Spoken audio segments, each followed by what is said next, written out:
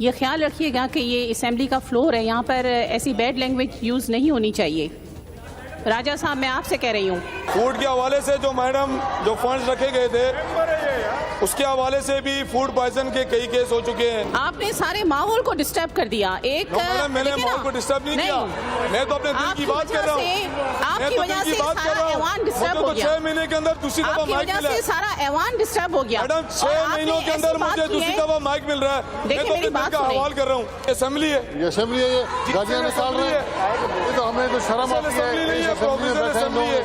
राजा साहब, आप बैठ जाएं, आप बैठ जाएं। आप उसके लिए एहतराम रखते हैं। काबिल एहतराम है, लीडरशिप काबिल एहतराम है, चाहे वो आपकी हो चाहे वो इस तरफ की हो। बात ये है कि नाम उन्होंने लेके लीडरशिप की बात की और जो लफ्ज लिया, हमारे चेयरमैन ने असेंबली में स्पीच की थी कौमी असेंबली की, वो रिकॉर्डिंग आज भी मौजूद है। जो भी लीडरशिप के हवाले से गंदी जबान इस्तेमाल करता है या इस किस्म की अप्रोच रखता है तो फिर किताब और भी खुल सकते हैं। हमारे पास भी बहुत दास्तानें पड़ी हुई हैं बोलने के लिए।